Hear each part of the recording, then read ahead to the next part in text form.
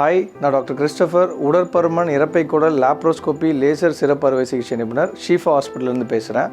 So இன்றைக்கி நம்ம பார்க்க போகிறது என்ன அப்படின்னா, குடலிறக்கம் அப்படின்றத பற்றி பார்க்குறோம். ஸோ குடலிறக்கம் அப்படின்றது என்ன அப்படின்னா, பொதுவாக நம்மளோட வயிற்று பகுதியில் நமக்கு ஒரு வீக்னஸ்னால, நம்ம மசிலோட வீக்னஸ்னால நம்மளுக்கு ஒரு ஓப்பனிங் ஆகி அது வழியாக நமக்கு வெளியில் குடல் வந்துட்டு உள்ளே போகிறது, அதுதான் குடலிறக்கம் சொல்கிறோம்.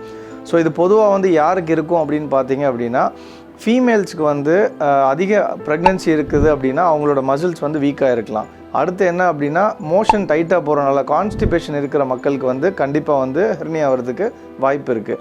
இன்னொன்று, ஸ்மோக்கிங் அதிகமாக பிடிக்கிறாங்க அப்படின்னா, ஸ்மோக்கிங் நமக்கு நம்ம பாடியில் இருக்கிற கனெக்டிவ் டிஷ்யூ அப்படின்றது நமக்கு ரொம்ப வீக் ஆகி அதனால் நமக்கு மசில் வீக்னஸ் ஆகி ஹெர்னியா ஆகிறதுக்கு வாய்ப்பு இருக்குது. அடுத்து என்ன அப்படின்னா, ஸ்மோக்கிங்னால் நம்மளுக்கு அதிகமாக இருமல் இருக்கிறவங்க, ஸோ ரொம்ப ஜாஸ்தி இருமல் இருக்குது அப்படின்னா அவங்களுக்கு ஹெர்னியா ஆகிறதுக்கு வாய்ப்பு இருக்குது. அடுத்து என்னென்னு பார்த்தீங்கன்னா, நமக்கு எக்ஸசைசஸ் அதிகமாக, அதாவது எக்ஸசைஸுன்றதை விட வெயிட் ரொம்ப ஜாஸ்தி தூக்குறாங்க அப்படின்னா அவங்களுக்கு குடலிறக்கம் வர்றதுக்கு ரொம்ப அதிகமான வாய்ப்பு இருக்குது. ஸோ இப்போ இந்த குடலிறக்கத்தில் உங்களுக்கு நிறையா வகைகள் இருக்குது. ஸோ மெயினாக தொப்புள் குடலிறக்கம் ஒன்று, இன்னொன்று நமக்கு கிராயின் ஹெர்னியா, அதாவது இங்குவனல் ஹெர்னியான்னு சொல்கிறோம், நம்மளோட தைஸ்க்கு நடுவில் வர்றது. ஸோ இது ரெண்டு தான் நம்ம மெயின் காமனாக பார்ப்போம். இன்னொன்று, ஆப்ரேஷன் பண்ணதுக்கப்புறம் அந்த தழும்புலேருந்து வர்ற குடலிறக்கம் நம்ம இன்சிஷனல் ஹெர்னியா அப்படின்னு சொல்கிறோம். ஸோ இதுதான் நம்ம ரொம்ப காமனாக பார்ப்போம்.